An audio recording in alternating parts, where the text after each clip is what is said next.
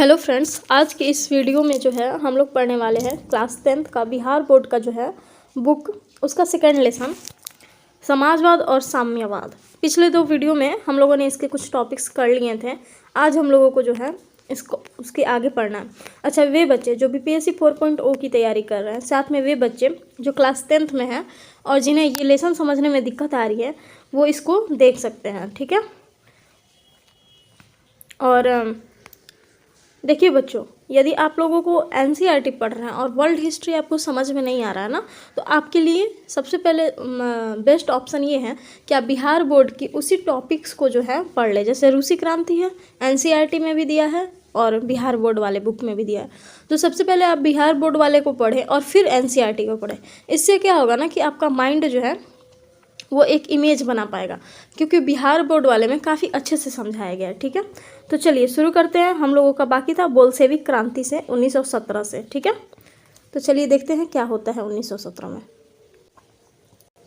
Bolshevik क्रांति, यहाँ जो फोटो दिया है ना लेनिन, इसी के बारे में अभी हम लोग पढ़ेंगे लोग। ठीक है, इसी समय रूस के राजनीतिक मंच पर लेनिन का प्रादुर्भाव हुआ। कब?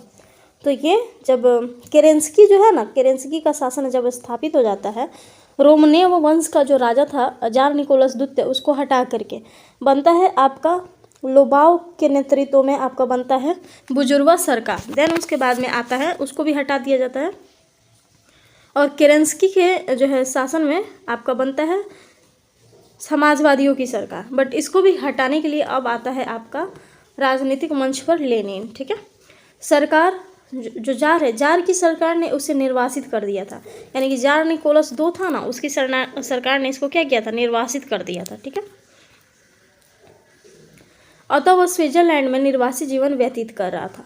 जब मार्च 1917 ईस्वी में क्रांति हुई, वह जर्मनी की सहायता से रूस पहुंचा। जब 1917 मार्च 1917 में क्रांति हो रहा था ना, तो जर्मनी की सहायता से वो रूस पहुंच गया। कौन? लेनिन। देखिए आगे क्या होता है।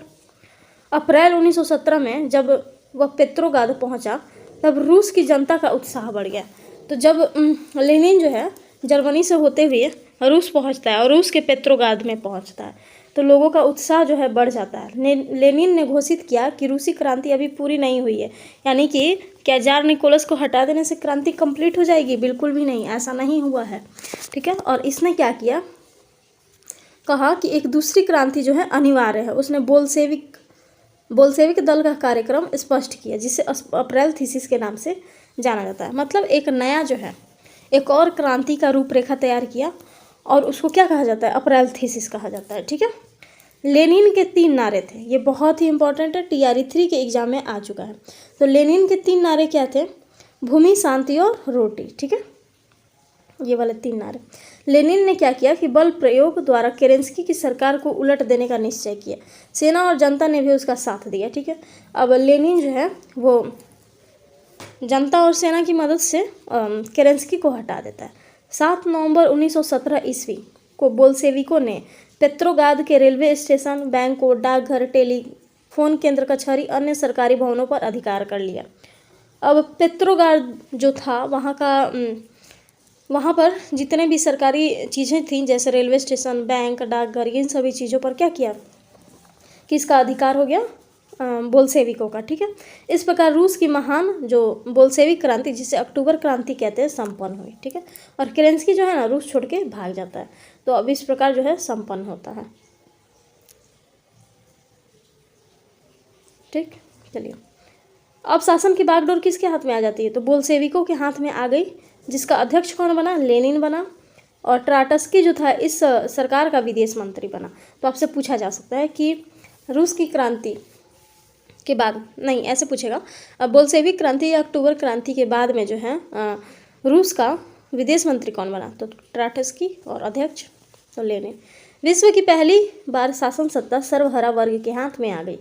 बहुत ही इंपॉर्टेंट है, पहला ऐसा कोई देश था जहाँ पर सर्वहरा वर्ग के हाथ में जो है सत्ता आती है। ठीक है, सत्ता पर कब्जा करने के बाद लेनिन और बोल्शेविक दल का उत्तरदायित्व और भी बढ़ गया। ठीक है, अब सत्ता पर कब्जा तो कर लिया, बट उत्तरदायित्व तो और भी ज़्यादा आ जाएंगे। ठीक है, क्योंकि इतना बड़ा काम करना था, उतना बड़ा रसिया और उतने बड़े चीज़ों को उनको हैंडल करना था। सत्ता में आने के बाद लेनिन के समक्ष कई जटिल समस्याएं थी, परंतु उसने बहुत हद तक इन समस्याओं का निराकरण करने की कोशिश की। सर्वप्रथम उसने जर्मनी के साथ ब्रेस्ट-लिटोव्स्क की संधि की, बहुत ही इम्पोर्टेंट, ठीक है। आपसे पूछ सकता है कि अक्टूबर क्रांति के बाद लेनिन ने किस देश के साथ संधि की, या फिर जर्मनी के साथ कौन सी संधि की, या ऐसे पूछ सकता है। एक मिनट और एक लाइन और पढ़ लेते हैं हम लोग। इस संधि में सोवियत रूस को लगभग एक चौथाई भूभाग जो है गंवाना पड़ा, परंतु लेनिन प्रथम विश्व युद्ध से बाहर हो गया और तथा उसने अब आंतरिक समस्याओं पर अपना ध्यान केंद्रित किया। तो पूछ सकता है एग्जाम में कि अक्टूबर क्रांति के बाद में लेनिन ने जर्मनी से प्रथम विश्व युद्ध से बाहर निकलने के लिए कौन सी संधि की, तो ब्रेस्ट-लिटोव्स्क की संधि की। और इस संधि के तहत क्या हुआ, तो एक चौथाई भूभाग जो है सोवियत रूस का एक चौथाई भूभाग जो है देना पड़ गया, ठीक है। अब क्या हुआ ना कि फर्स्ट वर्ल्ड वार कर दिया गया था और फर्स्ट वर्ल्ड वार में रसिया शामिल हो गया था।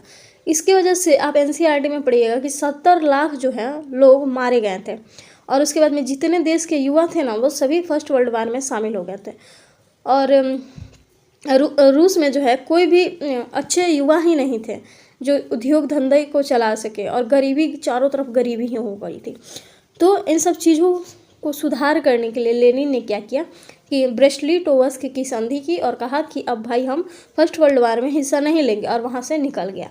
और जो रसिया था उसका आंतरिक मामला जो है देखने लगा, ठीक है। तभी देखिए क्या होता है, जिसमें अमेरिका जो है, यहाँ देखिए इसी समय रूस में गृह युद्ध की समस्या आ गई। जैसे ही फर्स्ट वर्ल्ड वार से बाहर निकला तभी गृह युद्ध आ गया, और जिसमें अमेरिका, जापान, ब्रिटेन, फ्रांस ने हस्तक्षेप करते हुए सोवियत रूस पर आक्रमण कर दिया, परंतु लेनिन ने साहसपूर्वक इन विरोधियों का जो है सामना किया। तो ये क्या करते हैं, यहाँ पे रसिया में गृह युद्ध हो जाता है और अमेरिका, ब्रिटेन, जापान और फ्रांस ये सभी हस्तक्षेप करने लगते हैं, कहाँ, रसिया में। परंतु लेनिन जो है इन विरोधियों का सामना किया, और ट्राटस्की, देखिए इसने बहुत अच्छा काम किया। ट्राटस्की के नेतृत्व में एक विशाल लाल सेना जो है गठित की गई। कौन सी सेना, लाल सेना। लाल सेना ने सफलतापूर्वक विदेशी हमले का सामना किया। किसका, विदेशी हमले का, यानी कि अमेरिका का, ब्रिटेन का, फ्रांस का और जापान का, इन सभी का जो है सामना किसने किया, लाल सेना ने किया, ठीक है। यहाँ पे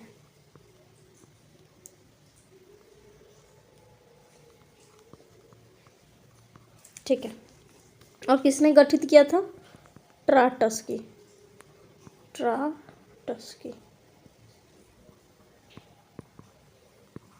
ट्राटस्की कौन था, यहाँ का विदेश मंत्री था, ठीक है। आपसे पूछ सकता है, क्यों मैंने इसे हाईलाइट किया बहुत ज़्यादा, देखिए। दूसरी तरफ आंतरिक विद्रोहों को जो है दबाने के लिए चेका नामक गुप्त संगठन बनाया गया। तो आपसे पूछ सकता है कि जब अक्टूबर क्रांति हो गई रूस में, या बोल्शेविक क्रांति हो गई, तब रूस में जो गृह युद्ध हुआ उसमें विदेशी जो हमले थे उनको जो है रोकने के लिए, उनको टैकल करने के लिए किस सेना का गठन किया गया था, तो उस समय जो है लाल सेना का गठन किया गया था, ठीक है। और आपका पूछ सकता है नेक्स्ट कि उसी टाइम पे आंतरिक विद्रोह को दबाने के लिए किस सेना का गठन किया गया था, तो चेका नामक गुप्त सेना का गठन किया गया था, ठीक है। यह अचानक छापा मारकर विद्रोहियों को गिरफ्तार कर लेती थी, ये छापामार विद्रोह करती थी, ठीक है। इस तरह लेनिन आंतरिक विद्रोह को दबाने में सफल हो गया, ठीक है। कुल मिलाकर के अब आंतरिक विद्रोह जितने भी होने वाले थे वो सब समाप्त हो गए। चलिए अब हम लोग आगे बढ़ लेते हैं। यहाँ लेनिन ने एक शक्तिशाली केंद्र की स्थापना की, केंद्रीय सत्ता की स्थापना की। तो ऐसा नहीं है कि रूस में जो केंद्रीय सत्ता थी वो कमजोर थी, ठीक। सन 1918 ईस्वी में विश्व का पहला समाजवादी शासन स्थापित करने वाला देश का नया संविधान बनाया गया। आपसे पूछ सकता है कि विश्व का पहला समाजवादी देश कौन बना, तो रूस बना। उसकी जो है उसका जो संविधान है वो कब बनाया गया, तो 1918 में बनाया गया, ठीक है। इसके द्वारा रूस का नाम सोवियत समाजवादी गणराज्यों का समूह यानी कि USSR के रूप में परिवर्तित हुआ, ठीक। लेनिन ने नए राज्य में प्रतिनिधि सरकार की व्यवस्था की। जो लेनिन था वो नए राज्य में क्या किया कि प्रतिनिधि सभा का व्यवस्था किया। राजनीतिक संगठन के सबसे निचले स्तर पर सोवियत नामक स्थानीय समितियां बनाई गई। ये बहुत ही इम्पोर्टेंट है। ये पूछेगा कि सबसे निचले स्तर पर कहाँ पे, रसिया में सबसे निचले स्तर पर किस नाम से एक संगठन बनाया गया था, तो सोवियत के नाम से एक संगठन बनाया गया था। ठीक है, सभी सोवियत के सदस्यों को मिलाकर एक राष्ट्रीय कांग्रेस का गठन किया गया, जिसकी कार्यकारिणी शक्ति एक केंद्रीय समिति को सौंपा गया। तो जितने भी सोवियत थे, एक तो सबसे छोटा जो लेवल था वहाँ पे सोवियत बनाया गया, और उसमें जितने लोग थे उन लोगों को मिलाकर के एक कांग्रेस बनाया गया। ठीक है, अब जिसकी जो कार्यकारिणी शक्ति थी केंद्रीय समिति को सौंपा गया। अब इसका जो कार्यकारिणी शक्ति था उसको क्या किया गया, तो केंद्रीय समिति को सौंप दिया गया। लेनिन जो था ना वो इस समिति का अध्यक्ष बना। मंत्रिमंडल के सदस्यों का चुनाव जो है इन्हीं के द्वारा होना निश्चित हुआ। किसके द्वारा, जो कांग्रेस बना था उनके द्वारा। ठीक है, अब देख लेते कि इसमें जो है कितने वर्ष के उम्र के लोगों को, किन लोगों को मत देने का अधिकार था। तो लेनिन के नए संविधान के द्वारा 18 साल से अधिक उम्र वाले वैसे सभी नागरिकों को मताधिकार प्रदान किया जो उत्पादक श्रम के द्वारा क्या, यानी कि उत्पादन कर रहे हैं, श्रम करके उत्पादन कर रहे हैं और आप अपनी जो है जीविका चलाते हैं, उनको क्या दिया गया, मत देने का अधिकार दिया गया। इस तरह काम करने के अधिकार को जो है संवैधानिक अधिकार बनाया गया, यानी कि आपको काम करना है, यदि आप काम करेंगे तो वोट देंगे, 18 साल के ऊपर है तो, यदि आप काम नहीं करेंगे 18 साल के ऊपर है तो वोट नहीं देंगे। ठीक है, तो संवैधानिक अधिकार बनाएंगे। ये पूछा जा सकता है आपसे कि कौन सा ऐसा देश है जहाँ पे जो है काम करने के अधिकार को संवैधानिक अधिकार बनाया गया था, तो आपका हो जाएगा रूस। उत्पादन के साधन पर निजी स्वामित्व तो समाप्त कर दिया गया और उद्योगों पर मजदूरों का नियंत्रण स्थापित किया गया। तो उत्पादन के जो साधन थे उस पर, जैसे फैक्ट्री वगैरह जो थे ना, उन पर निजी स्वामित्व तो समाप्त कर दिया गया और उद्योगों पर मजदूरों का नियंत्रण स्थापित हो गया। अब जितने भी फैक्ट्री थे उन पर मजदूर का नियंत्रण होता था। बैंक, बड़े बड़े उद्योगों, जल परिवहन एवं रेलवे का राष्ट्रीयकरण कर दिया गया। किन किन चीज़ों को, बैंकों को, उद्योगों को, जल परिवहन को और रेलवे का, इन सब चीज़ों का राष्ट्रीयकरण कर दिया गया। शिक्षा पर से चर्च का अधिकार समाप्त कर उसका भी राष्ट्रीयकरण जो है कर दिया गया। पहले शिक्षा पर किसका अधिकार था, सिर्फ चर्च का अधिकार था, अब मतलब चर्च ही शिक्षा दे सकता था, अब उसको हटा दिया गया। ठीक है, इसी तरह लेनिन ने शासन के नियमों में परिवर्तन करने के साथ ही बोल्शेविक दल का नाम बदलकर साम्यवादी दल कर दिया। तो पूछा जा सकता है कि बोल्शेविक दल का नाम बदलकर कौन सा दल रखा गया, तो बोल्शेविक दल का नाम बदलकर साम्यवादी दल कर दिया गया। ठीक है, चलिए आगे देखते हैं। लाल रंग के झंडे पर हंसुए हथौड़े को सुशोभित कर दिया गया। तो एक लाल झंडा लिया गया जिसपे हंसुआ और हथौड़ा बना दिया गया। देश का राष्ट्रीय झंडा तैयार किया गया और ये देश का जो है राष्ट्रीय झंडा हो गया। उसके बाद से यह झंडा साम्यवाद का प्रतीक बन गया। उसके बाद से क्या हो गया, ये साम्यवाद का प्रतीक बन जाता है। ठीक है, अब लेनिन के समक्ष एक अन्य समस्या भूमि के पुनर्वितरण की थी। किस चीज़ की थी, भूमि के पुनर्वितरण की जो समस्या थी। उसने एक आदेश जारी किया जिसके तहत बड़े भूस्वामियों की भूमि किसानों के बीच जो है पुनर्वितरित किया गया। तो जितने भी भूस्वामी थे बड़े बड़े, उनकी ज़मीनों को किसानों के बीच में बांट दिया गया। ठीक है,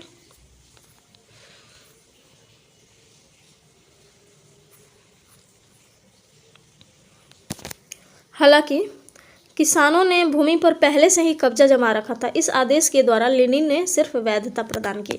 तो किसान पहले से ही उस भूमि पे तो अधिकार जमा ही रखे थे, बस लेनिन ने एक जो है वैधता प्रदान कर दी उसको कि हाँ आप जो कर रहे हैं वो वैलिड है। ठीक है, लेनिन ने इस कदम की, लेनिन के जो ये कदम था कि हाँ वैलिड कर दिया उसको, उसकी आलोचना की, क्योंकि आलोचना हुई क्योंकि समाजवादी अर्थव्यवस्था में भूमि पर जो है राज्य का नियंत्रण होता है।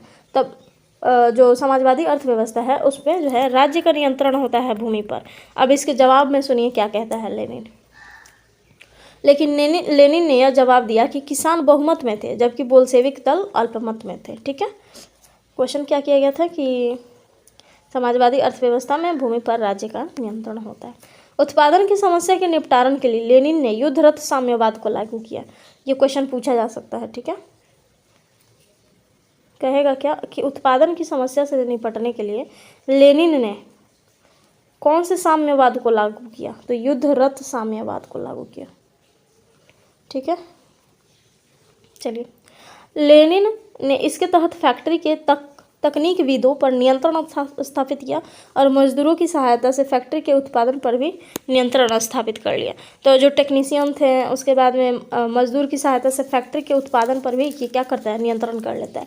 उसी तरह किसानों पर भी नियंत्रण लगाया गया एवं किसानों से बलपूर्वक अनाज की वसूली की गई। अब किसान से भी ज़बरदस्ती क्या करने लगा? ये फसल जो है वसूलने लगा अनाज।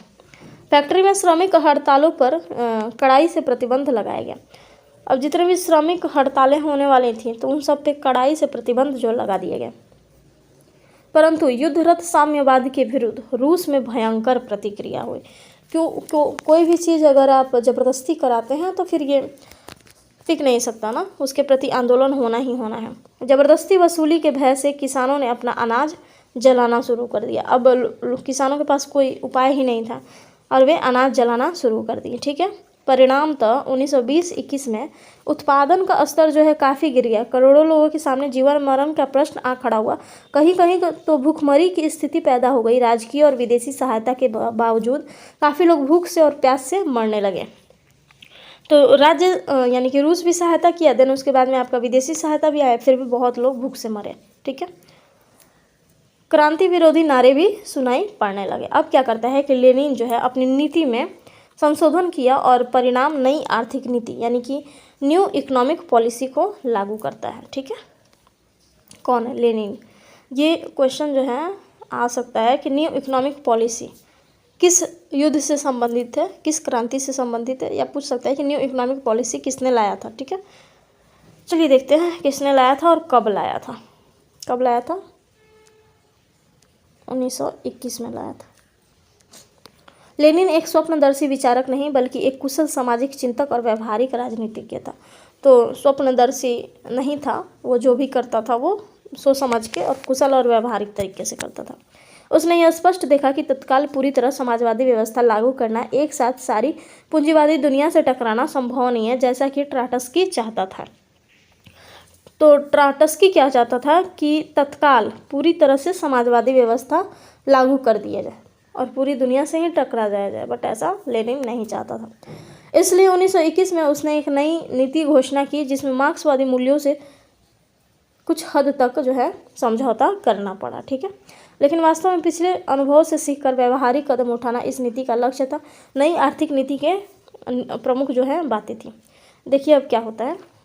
पहला, किसानों से अनाज ले लेने के स्थान पर अब एक निश्चित टैक्स लगाया गया, यानी कि कहा गया कि आप इतना टैक्स मुझे दे दीजिएगा, अब इसके बाद जितना भी आपका अनाज बचेगा वो आप इसका मनचाहा इस्तेमाल कर सकते हैं। ठीक है, सेकंड क्या हुआ? यद्यपि यह सिद्धांत कायम रखा गया कि ज़मीन किसकी है? राज्य की है, फिर भी व्यवहार में ज़मीन किसान की ही हो गई। तो ये सिस्टम तो पहले भी था और अभी भी रखा गया वही सिस्टम। ठीक है, जहाँ पे 20 से कम कर्मचारी है जिस उद्योग में, ठीक है, उसको व्यक्तिगत रूप से चलाने का अधिकार मिल गया कि आप पर्सनली उस उद्योग को चला सकते हैं। चौथा, उद्योगों का विकेंद्रीकरण किया गया, यानी कि निर्णय और क्रियान्वयन के बारे में विभिन्न इकाइयों को काफ़ी छूट दी गई। उद्योगों का विकेंद्रीकरण किया गया, इसका मतलब ये हुआ कि जितने भी उद्योग धन देते हैं, ठीक है, उसको ये नहीं कि एक ही टाइप से सारे रूल नियम वगैरह जितने भी ये सब चीज़ किए जाए। नियम और क्रियान्वयन जो था उनका अलग अलग मतलब उनको छूट दी गई काफ़ी हद तक। विदेशी पूंजी भी सीमित तौर पर आमंत्रित की गई। विदेश में की जो पूंजियाँ थी, विदेश के जो पैसे थे, उनको एक सीमित तौर पे ही मतलब उनको देश में मतलब आने दिया गया। ठीक है, व्यक्तिगत संपत्ति और जीवन बीमा भी राजकीय एजेंसी के द्वारा शुरू कर दिया गया। तो व्यक्तिगत संपत्ति और जीवन बीमा भी स्टार्ट कर दिया गया। सातवां है, विभिन्न स्तरों पर बैंक खोले गए, अलग अलग लेवल पे क्या किए गए? बैंक। ट्रेड यूनियन की अनिवार्य सदस्यता जो थी वो समाप्त कर दी गई। ट्रेड यूनियन किस चीज़ के लिए था? मजदूरों के लिए था, और मजदूरों का जो था ये यूनियन, तो अब इसको समाप्त कर दिया गया। ठीक है, कि हाँ आपको अनिवार्य रूप से सदस्य बनना ही बनना है, तो इन सब चीज़ों को समाप्त कर दिया गया। ठीक है, अब क्या होता है कि इस नई आर्थिक नीति के द्वारा लेनिन ने उत्पादन की कमी को नियंत्रित किया। इसके परिणाम स्वरूप कृषि एवं औद्योगिक उत्पादन में आशातीत जो है वृद्धि होती है। तो इन सब चीज़ों से कृषि उत्पादन फिर से बढ़ जाता है। हालांकि लेनिन की इस नीति की आलोचना की जाती है, लेकिन लेनिन ने इसका जवाब देते हुए क्या कहा था, आइए देखते हैं कि 3 कदम आगे बढ़कर 1 कदम पीछे हटना फिर भी 2 कदम आगे रहने के समान है।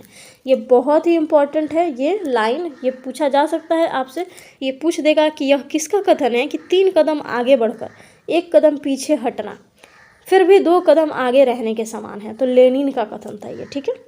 और पूछ सकता है कि लेनिन जो थे वो किस क्रांति से संबंधित है, तो रूस की क्रांति से, ठीक है। 1924 ईस्वी में जब लेनिन की मृत्यु हुई तो उत्तराधिकार की समस्या खड़ी हुई। विभिन्न समूहों और अलग अलग नेताओं के बीच सत्ता के लिए जो है गंभीर संघर्ष चल रहे थे। तो उत्तराधिकार के लिए जो है अब दिक्कत हो गया, क्योंकि लेनिन तो मर चुका था। इस संघर्ष में स्टालिन की विजय हुई। ये है स्टालिन आपका, ठीक है। लग तो रहा है कितना क्रूर शासक है। आइए देखते हैं क्या ये सच में क्रूर था। 1929 ईस्वी में ट्राटस्की को जो है निर्वासित कर देता। अच्छा, लेनिन के टाइम में जो विदेश मंत्री बना था वो ट्राटस्की बना था। अब स्टालिन आता है और ट्राटस्की को ही हटा देता है, निर्वासित कर देता है 1929 में।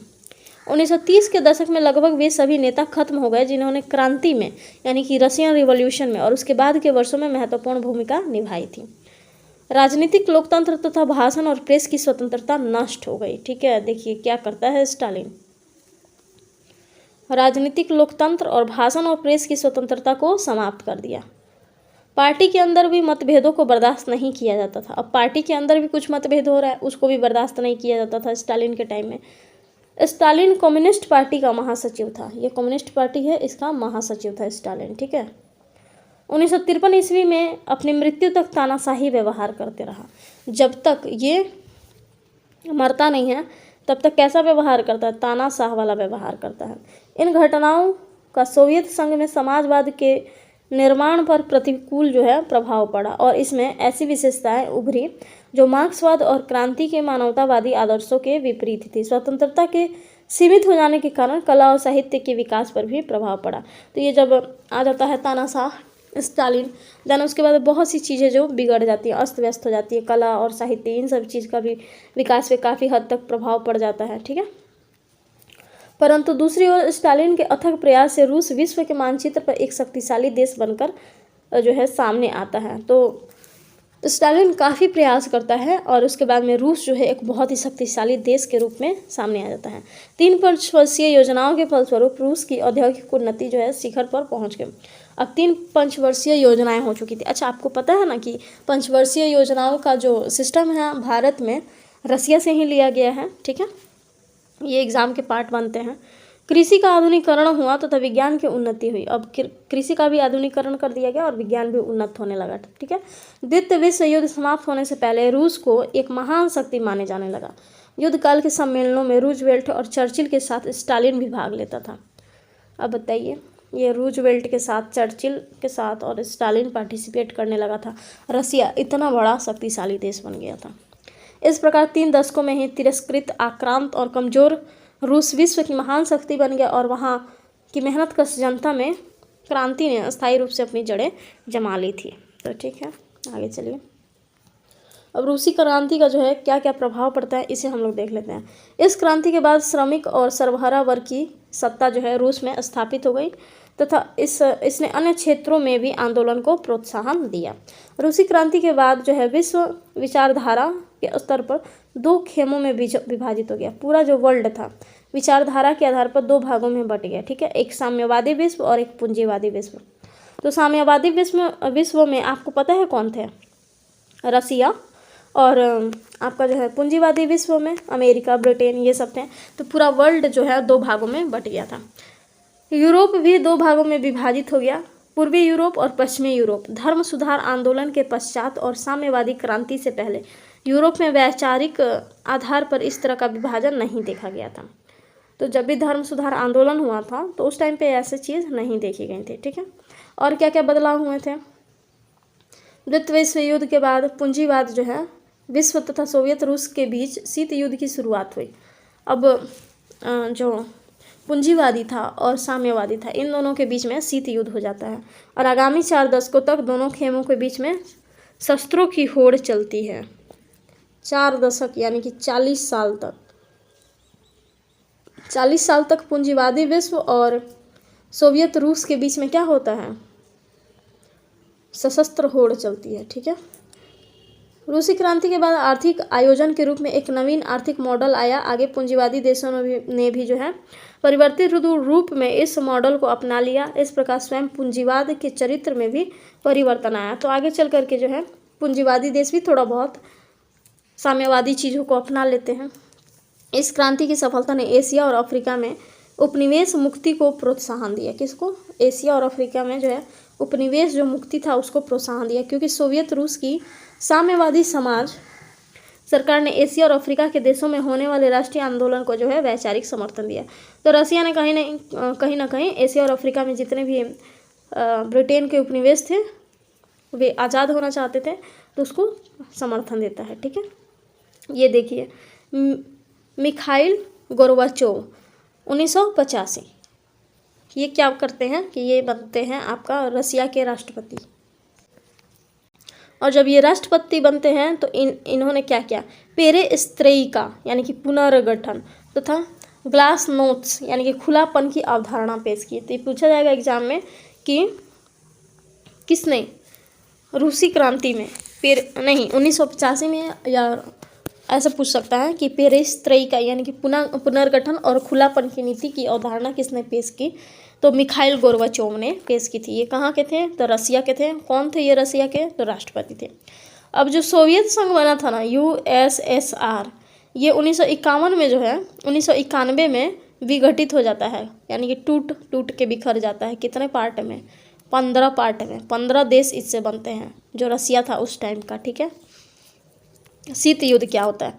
यह एक वैचारिक युद्ध था जिसमें पूंजीवादी गुट, एक पूंजीवादी हो गया, का नेता अमेरिका था। ठीक है, और एक साम्यवादी गुट का जो नेता था रूस था, रूस। अब ये अमेरिका कहता था कि जो देश मतलब कि जैसे Bharat, Africa, Australia, Japan, Germany, China, ये सभी, तो इन सब में यदि कोई भी देश यूएसए के साथ आ गया तो रसिया उसको मारेगा, और यदि रसिया के साथ चला गया तो अमेरिका उसको मारेगा। ठीक है, तो फाइनली उस टाइम में जो भारत है उसने क्या किया कि आपका तटस्थता की नीति अपनाई, और उसने कहा कि ना मैं यूएसए के साथ हूँ न रसिया के साथ हूँ, मैं तटस्थ हूँ। ये पहली दुनिया, ये दूसरी दुनिया थी, और हम लोग भारत जो थे वो तीसरी दुनिया के अंतर्गत आ गए। ठीक है, कि हम लोग किसी के साथ नहीं जाएंगे, हम लोग तटस्थ रहेंगे। ठीक है, तो चलिए आगे चलते हैं।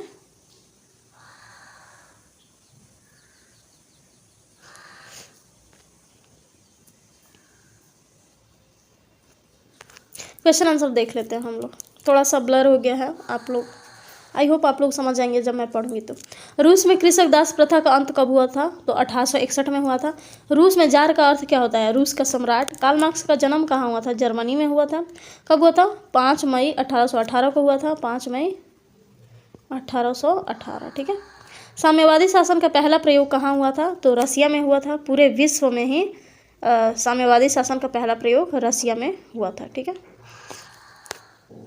नेक्स्ट, यूटोपियन समाजवादी कौन नहीं था? लुई ब्ला था, सेंट साइमन था, रॉबर्ट ओवन था। यूटोपियन समाजवादी किसको कहते हैं? यानी कि जो कार्ल मार्क्स के पहले के समाजवादी थे उनको यूटोपियन समाजवादी कहते हैं। और कार्ल मार्क्स को क्या कहते हैं? वैज्ञानिक समाजवादी का जनक कहते हैं। ठीक है, वार एंड पीस किसकी रचना थी? तो टॉलस्टॉय की रचना थी। आगे, बोल्शेविक क्रांति कब हुई थी? बताइए, नवंबर 1917 में हुई थी। उसके पहले क्या आया था आपका? अप्रैल थीसिस आया था। और फिर बोल्शेविक क्रांति को किस नाम से जानते हैं हम लोग? तो आपको याद होगा, अक्टूबर क्रांति के नाम से जानते हैं। ठीक है, लाल सेना का गठन किसने किया था? तो ट्राटस्की ने ही किया था। और ट्राटस्की ने ही एक और सेना का गठन किया था। किसका? चे का गुप्त संगठन था, छापामार युद्ध करता था। और किस चीज़ के लिए गठित किया गया था? तो आंतरिक जो युद्ध थे ना उनको दबाने के लिए। ठीक है, और लाल सेना का गठन क्यों किया गया था? तो विदेशी जो आक्रमण हो रहे थे उसको दबाने के लिए। लेनिन की मृत्यु 1924 में हो जाती है। ब्रेस्ट-लिटोव्स्क की संधि किन देशों के बीच हुई? तो रसिया और जर्मनी के बीच हुई। इसमें से क्या किया गया कि रसिया को 1/4 जो है अपना ज़मीन देना पड़ा। किसको? जर्मनी को। जर्मनी को नहीं, मतलब फर्स्ट वर्ल्ड वार से निकलने के लिए इसको अपना ज़मीन जो है देना पड़ जाता है। ठीक है, और रसिया का उस समय अध्यक्ष कौन था? तो आपका लेनिन था। ठीक है। रूसी क्रांति के समय शासक कौन था? जार निकोलस था। बोल्शेविक क्रांति का नेतृत्व किसने किया था? लेनिन ने किया था। ठीक है। नई आर्थिक नीति कब आया था? 1921 में। किसने लाया था? लेनिन ने लाया था। रॉबर्ट ओवेन का जन्म यूके में हुआ था, मतलब यूके का निवासी था। और वैज्ञानिक समाजवाद का जन्म कार्ल मार्क्स को माना जाता है। VVI लगा लीजिएगा। ठीक है। तो वीडियो काफ़ी लंबा हो रहा है, तो अच्छा यहाँ पे भी है। दास कैपिटल किसकी रचना है? कार्ल मार्क्स की रचना है। चेका क्या था? तो एक गुप्त पुलिस संगठन था। ठीक है। आगे देखते हैं। नई आर्थिक नीति लेनिन ने लाया। कब लाया? 1921 में लाता है, 24 में नहीं।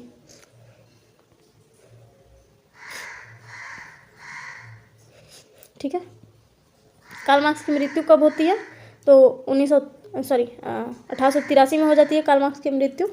अब आगे देख लेते हैं। स्टालिन की मृत्यु हो जाती है 1953 में। स्टालिन कौन था? एक तानाशाही शासक था। जब तक जिंदा रहा तब तक रसिया में जो है तानाशाह का अपना शासन चलाते रहा। बट उसी के टाइम में क्या हुआ था? रसिया जो है एक बहुत बड़ा महाशक्तिशाली देश बन के उभरा था। ठीक है। आई होप जो है आप लोगों को ये लेसन काफ़ी अच्छे से समझ में आ गया होगा। और यदि समझ में आ गया होगा तो इसे लाइक शेयर एंड सब्सक्राइब कीजिए। Thank you.